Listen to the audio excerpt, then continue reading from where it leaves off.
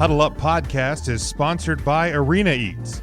Log on to the website arenaeats.app, that's arenaeats.app, for the ultimate fan experience. At your favorite sports venue, Arena Eats mobile app, pre-order, express pickup, and in-seat delivery.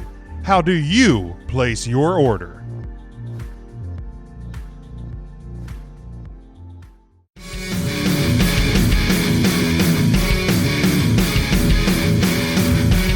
The NFL playoffs start this weekend. It almost seems impossible to think that we're at playoff time, but in the same time, it feels like, it's this whole relevance of time is just.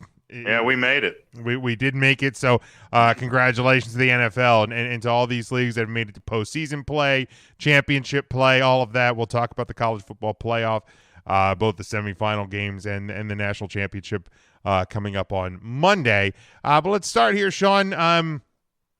Against the spread this past week, and I went 0-4 in the National Football League, 31-32 overall for the regular season. You went 2-2 for 34-29 overall in the regular season. Now, do we want to reset or do we want to go through the playoffs? Yeah, I don't know. It feels like a whole different ball game.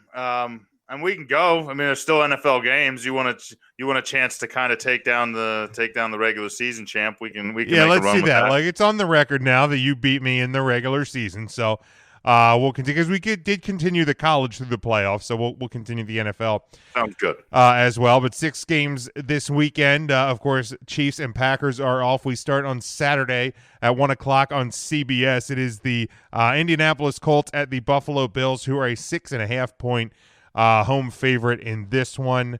52 is your over-under line on this game. I think the Bills are just playing too good right now. They're going to have fans. I think 6,500 is the number I saw. So fans. Well, those are the ones inside the stadium. Well, sure, but for the first time this year, the Buffalo Bills are going to have some of the Bills Mafia in the building. They're going to want to put on a show. So And I still think when you put the game on the line, Phillip Rivers has proven himself time and time again just to not be able to get the job done. I like the Bills not only to win, I think they're going to cover the 6.5.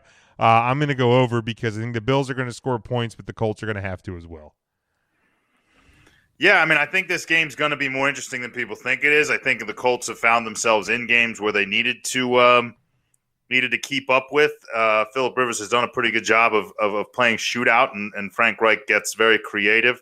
I think there's a chance that they kind of upset him, that maybe this whole, Bills are finally favorites. Maybe Buffalo doesn't know how to play as the favorite going into the playoffs. Been probably 30 years since that's happened. So I do see a way that Indianapolis does. I feel the 7-point spread is tempting for me. But I'm going to take Buffalo here too. I think Bills Mafia. I think if you're trying to find a city to knock off a bank and get away with it, I think Buffalo this weekend during the game is probably a great place to try. We don't endorse it. We're just. I don't think anyone in that town is going to be anywhere that doesn't involve a television, and no one's going to leave it. So if you can get that right around the end of the first quarter, just try to knock off a bank. I think they'll just let the sirens ring. So feel free to test that out, and if you do, send me a wad. Again, we don't endorse it. We're just being saying if you realistic. Pull it off. Jeez. It's still a terrible idea. I'm not telling anybody to rob banks for real, but I think everybody in Buffalo is going to be real hyped. I think, like you said, the team's going to be hyped, and I like them to cover. I do like this game to go over, though. I think the shootout happens, so I'll take the over. All right, then we go to 4:40 on Saturday afternoon. The Rams at the Seahawks. Seahawks a 4.5-point home favorite here. 42.5 is your over-under. This one is on Fox. I don't like either of these teams. This might be the worst playoff game of the entire season. Both these teams stink. I'm definitely going under. And just because you still have no idea what the status on Jared Goff is going to be, I'm going to give the edge to the Seahawks. And I think the Seahawks cover that 4.5. But this game is going to be absolute dog shit. I hate it. Thing sucks. Hey, Rams are going to wear a new uniform combination for the playoff game. Maybe that'll help. I don't know. Oh, did they announce that? What's the combination? Let's see. Looks like white pants with a yellow stripe, and then the blue unis. They still have the like two-tone numbers, but it looks very reminiscent of the Greatest Show on Turf, kind of blue and yellow. They're going with that, but the white pants is what they're going with. They wish they'd have gone with a yellow pant, circa Kurt Warner. God, I hate that Kurt Warner. Anyway, I'm the only one person in America that hates Kurt Warner, by the way. You really are. That another time. Yeah, everybody loves Kurt Warner. Everybody loves the story, the bag of the grocery story. Great, awesome. Then you got so it's the bone jersey with the blue pant. Oh, that's what they're going with. They're going bone and blue. They just showed a stupid picture with the article that I had up. Yeah, because I just pulled up. Unrelated. Yeah, I just pulled up their Twitter. It's the bone jersey, which those bone uniforms are awful. It stinks. But yeah, bone. Well, good. It'll distract them. Maybe Seattle will try the reverse and they'll wear those neon green ones. So yeah, oh god, probably the only jersey worse than the bones is the neon green Seahawks. It stinks. My wife loves the neon green. I hate it. It is awful. It is offensive. Looks like somebody has to work like next to a busy highway. And like needs to just stop it. Like the color rush, we know is a bad idea. They don't do it anymore. Just retire them already. Just retire those. Bring back the Seattle. Well, they can, I guess, because the NFL still has that stupid helmet rule. But give me them. Give me them throwbacks. The Rick Myra throwbacks. You give me the silver helmet. I'm going the opposite way on this. I feel I'm going to take the gamble that Jared Goff is playing. I feel he's going to find every way to do it. They are getting Cooper Kupp back and Michael Brockers. Both will be back this weekend, as well as Andrew Whitworth, the offensive lineman. Good chance to play. So we're not going to know the starting quarterback probably until game day. But I think I saw, from what I saw of the Rams this weekend, I don't know that the fall off is a lot. I think it gives McVay a chance to be more creative and find ways to get the ball out quicker and lean on the run game, which is what they should be doing anyway. So it may even help their chances some. I think Seattle's just kind of broken. Something's not working. And, when I have an opportunity to pick against Pete Carroll with a team that I've kind of been hyping up all year, this would be 2 out of 3. This is the bully game. I'm going to take the Rams, and I'm going to take the under. Don't get me wrong. I hope Pete Carroll loses. I just don't think it happens. Then we go to Sunday at 8 or Saturday at 8:15 Eastern time. This one on the NBC networks. The Buccaneers, they're an 8.5-point road favorite at the Washington football team. 45.5 is your over/under on this one. I think Washington might cover this number. I think the Buccaneers win this game. Like I said, I think Tom and company are playing well, but I think the better competition in this game is going to keep that score lower than 8.5. 8.5 feels like a really big number in a playoff game. We'll get to a bigger one on Sunday, but Washington covers. I'm going to go over because I feel like. I think Tampa Bay's offense is clicking well, so Alex Smith and company going to have to try to keep up. What'd you say the over-under number is? I have it here at 45.5. Well, I'm looking at Washington's track record here over the second half, especially under Alex Smith, and they've kind of played against some good teams. And I know we've said the Steelers are pretenders, but they're good enough, and they kind of came at an early point in that comeback for Alex Smith. And but even losses to Seattle and some of the other playoff teams they've played, they've been close and they've been low scoring. I feel like the defense has really come to play and the pass rush has come to play in those games. I think you're pretty spot on with everything you said here. I think there's a lot of scenarios. It's probably about 50-50 whether the Buccaneers start to click and this game gets really out of hand. But I'm going to lean on the other way. I think Alex Smith's going to come in possessed. Now remind you, a possessed Alex Smith is not a root 'em, toot 'em, shoot 'em thing. But what he's going to do is he's going to come in and he's going to control a game and he's going to keep the offense on the field and keep Tom off as long as he can. And I think he's going to do his best with Gibson running the ball, who's looking healthy finally. I think they just try to keep that defense as fresh as they can, and if they can do that, they have a chance to keep it close. And so I'm going to take the Redskins to cover. I think there's a chance they win this game, but I'm going to take them to keep it close. I think this game's going to be lower scoring than people expect. That number's real low, though. And I think they want you to go over. So I'm just going to take the under. I think it's going to be real low. It's going to be something around kind of 24-10, 24-13, maybe 21-17, somewhere in that range. So I'll take the cover and the under. Then we go to Sunday. We start 1 o'clock on ABC and the ESPN network of channels. I think they're going to go with those like full coverage things like they've been doing with the college football playoffs. The Ravens, 3.5-point road favorite at the Tennessee Titans. 55 is your over-under. This one at 1:05 Eastern time. I like the Ravens here. Like I said, I don't have a lot of confidence in this Titans team. They surprised the Ravens a year ago, and now the roles are kind of reversed. The Ravens are the team that is coming into the wild card. Titans are kind of riding high, win the division, stuff like that. So and again, I think John Harbaugh and this Ravens team, I do think they play better when they are the underdog and they're peaking at the right time. So I like the Ravens to cover, win this football game. I go over because the Titans defense outright stinks.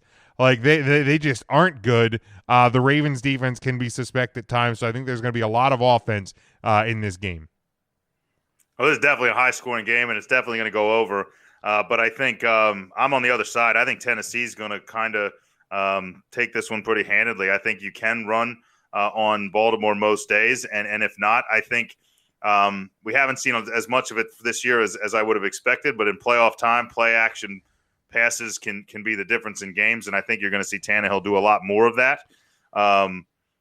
And they have weapons on the outside. I said this weekend looking at Corey Davis. If you tell me one guy in the NFL that when I look at his size, his speed, and his hands and still try to figure out how this guy's not a star in this league, Corey Davis has got to be the guy. The guy looks like a giant out there, runs past people. I don't know where the fall off is. I don't know if he just doesn't have breakaway speed. I still can't figure it out. But he's a big man. You got A.J. Brown on the other side. Jonnu Smith finally has been on the field for a few games in a row. So I like Tennessee, and I like Derrick Henry. Did I mention he's real good? I think we touched on that, but yeah, he's pretty good. He's pretty good. Second Tennessee Titan in the 2,000-yard club, passing CJ2K. I wish I would have had. Ridiculous. I wish I would have had this one on my fantasy team like I did the first one.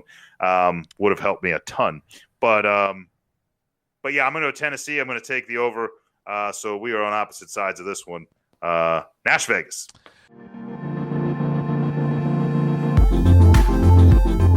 Huddle Up Podcast is sponsored by Arena Eats. Log on to the website arenaeats.app. That's arenaeats.app for the ultimate fan experience. At your favorite sports venue, Arena Eats mobile app, pre-order, express pickup, and in-seat delivery. How do you place your order? Then we go to the Bears at the New Orleans Saints, 9.5-point home favorite on this one. 47.5 is your over-under. 440 on CBS, Amazon Prime, and a special first-time ever coverage on Nickelodeon where they're going to have some like kid-centric graphics, a different broadcast team. Are they going to slime Mitch Trubisky? I hope so. By the way, if you haven't noticed, I pronounce his name differently every time I say it. Trubisky. Trubisky. But I'm going to check out that broadcast because I find it pretty interesting and innovative, kind of tailoring a broadcast towards kids. We've never seen that kind of thing before, so I'll check it out. All that said, I got the Saints plus. The Bears are just not very good at all. They got into the playoffs because I think other teams lost. I mean, they had a game where they had to show up in Green Bay or against Green Bay. Remember, if we were running on last year's system, they wouldn't be in. Correct. This the Colts and the Bears would not have been in under the old playoff system. The Bears stink. The Saints are going to win this game. I'm not totally sold on them, but they're going to do it. They're going to cover. I'm going to go under just because at 46.5. You're asking the Bears to put up some points. Right, exactly. I don't think they can do it, especially against the Saints defense. Yeah, that number is interesting. I feel like Chicago's going to put some points, and I think some of that is, you can run the ball on New Orleans. They're not going to be able to for most. Like, it's going to get out of hand, and they're going to have to stop running as much. But David Montgomery's been pretty solid hot. I'm with you on the Saints here. The spread would normally scare me, but like you said, the Bears just, if it was Nick Foles in the playoffs, maybe I believe a little bit more. But I have no reason to buy this scenario. I'm going to take the Saints to cover. I'm going to take the over because I think Saints score enough and the Bears score just enough to push it into the 50-point realm. And this is it was going to be the Rams. We're Goff to be healthy for sure. This is my signed, sealed, delivered lock of the week. You better lock it up. You better lock it up. No, you lock it up. You lock it up. Lock it up. Lock it up. Can I retroactively go back and lock up Seattle? You want to lock it up? I'm going to lock up Seattle over Los Angeles. You're locking Seattle? I'm locking Seattle over Los Angeles. You better lock it up. You better lock it up. No, you lock it up. You lock it up. Lock it up. Lock it up. Now, we're still technically mid-season, so we can't change the rules now. But I feel like in the future, if you hit a lock, you should get 2 points. 2 points. Okay, we can let's revisit that for next season. Or something like that. Or you get 3, but if you lose your lock, you lose 1. Something like that. We'll come up with something real clever for the locks. I feel like if we'll get a little less of them. If you lock it and you win, you get 2. If you lock it and lose, you lose 2. So it's like a double weighted game. Man, but you don't. Oh, I guess, yeah, you do lose. I mean, because technically you lose 1, but yeah, you would get 2 losses. You just weight it. Yeah. Locks are heavy, James. They're heavy things. They are. They're big heavy metallic. Yeah. Big heavy metallic things. Hold you up on a pedestal, or they're going to sink you farther. Exactly. So, but we'll revisit that for next season. Sounds great. And then finally, it is the Cleveland Browns at the Pittsburgh Steelers, 4.5-point home favorite. 46.5. This one Sunday night, 8:15 Eastern time on NBC. Also on Peacock if you have it. But Peacock. I don't understand that because like NBC is like it's an over the air channel. Like even if you don't have a cable service, you can get NBC through an antenna or online or anything like that. But hey, you can't stream it. If you have Peacock but you don't have any cable, then you can watch it on Peacock. You're able to stream it. Yeah, even on like some of the other ones, the NBC sports apps and those things in years past, being somebody who's had to stream many a thing, without a cable sign-in, you're not able to stream NBC sports things, which I think is baffling. Well, it's just stupid because it's literally CBS. I can't watch any of those games streaming because they have that stupid $5 a month like CBS All Access or whatever. But like it doesn't make sense because like CBS, ABC, NBC, Fox, they are over the air channels. Right. So how they can I can literally get them without having any cable whatsoever. It's right, stupid. You just buy a TV, hook a wire up to the back of it. You got CBS. It's just stupid. Anyway, I would have given the Browns a little bit more of a chance in this one, but given the whole COVID situation, you're not going to have Kevin Stefanski on the sideline. You're not going, you're going to be missing players. You're going to be missing assistant coaches. Lord only knows what the next couple of days might bring too with this COVID outbreak. There may be more guys missing. It's literally just the most Cleveland thing in the entire world to be in this situation. I'm going to go Steelers plus. I'm going to go under though. I don't have faith in either of these offenses right now. All right, just to give you an idea of how mediocre the Steelers offense has been, let me just ask you 3 quick questions. And they're comparison questions. We're going to compare Ben Roethlisberger and Baker Mayfield. I'm looking at the season stats right now. Who has more passing yards? Probably Baker. No, you'd be wrong there. It was Ben Roethlisberger, 3,800 to almost 3,600. So by 200 yards, Ben has passed. Sir. Wrong. I'll ask you 4 questions. Touchdowns. Ben. Correct. And most of that has to do with Chase Claypool, won by looks like about 7 touchdowns, 33 to 26. Interceptions. Who had less? Who's the better? Who had less interceptions? Yes. Baker Mayfield. Correct. Baker threw 8 to Ben's 10. And doing all that math real quick in your head, higher QB rating. Baker Mayfield. Ben Roethlisberger 94.1, Baker Mayfield 95.9. So Baker Mayfield wins QB rating. So, but just looking at those stats, I've made fun of Baker Mayfield. Neither of those is good, by the way. I've made fun of Baker Mayfield for his whole career. Guy's a hilarious actor. Those commercials are spot on. I love those commercials. It's the only reason I hope he stays in the league. He gets to keep making commercials, but he's going to have to win a playoff game to do it, and I think he just might this weekend. The spread, I would like it to be a little bit wider to pick Cleveland in this game, but especially the way the ball bounces for Pittsburgh in every single sport. You know what? I'm going to do it. I'm going to pick Cleveland. I'm going to take Baker Mayfield. I'm going to take the Browns only because I get 6 points. I feel like there's a good chance that they're high enough coming in. First playoff game in a long time. I also think there's a good chance that Ben's still not healthy, that Connor's still not healthy, and that there's still going to be some timing issues there. And I haven't seen much from Pittsburgh's defense not being healthy. I think the Browns have a chance to keep this close. And because of that, there's a chance that they find a way to win. So I am going to I'm going to take the Browns, and I'm going to take, I guess what I want is the under there, even though I think this one could get a little bit out of hand, 2 weak defenses. I'll take the under because it doesn't matter. All right, then before we get to the college football and the college football playoff, Sean,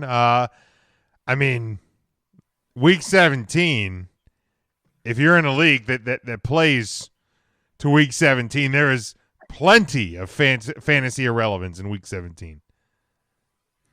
Yeah, basically for most people, the week 17 is irrelevant anyway. And I almost picked fantasy studs from the year that scored, despite the fact that you weren't playing. Guys that maybe hadn't scored in 5 weeks and just ticked you off. But there are a lot of leagues that do play through 17, so we went ahead and did a real round here. And before we get into our top three, I had to give my honorable mention. I got 3 short rushes. We had a Antonio Williams with 2 touchdown runs in Buffalo. We had Adrian Peterson arrived for the last week of the season. There we go, snag a 2-yard touchdown. And one of our old friends played in South Bend. Josh Adams had himself a 1-yard run.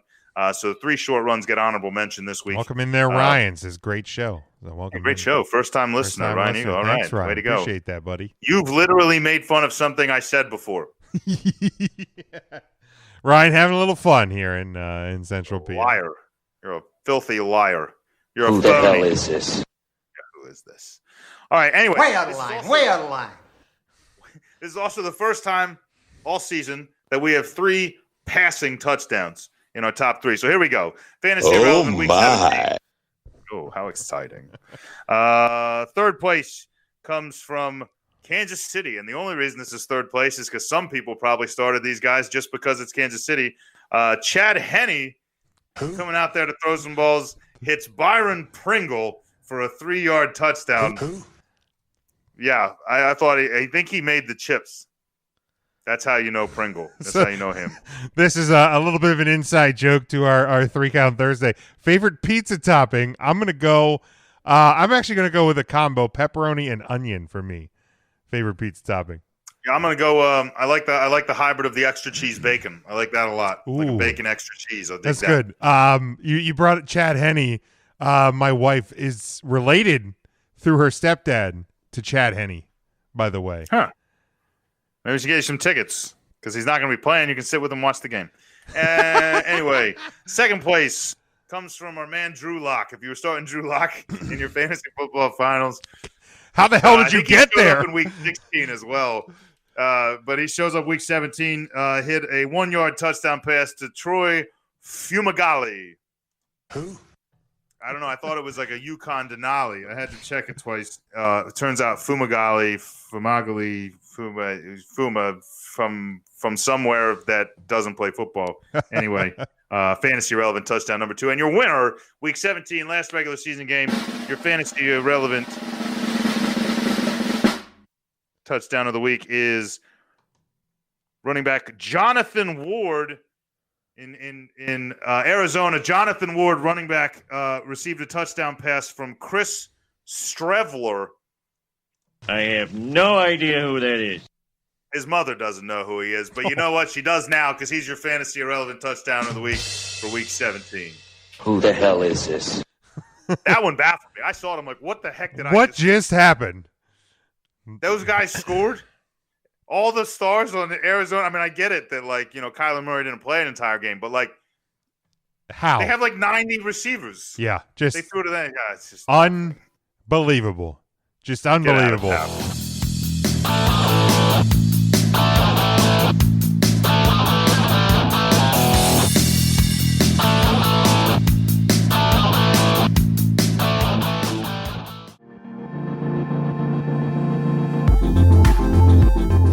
Huddle Up Podcast is sponsored by Arena Eats.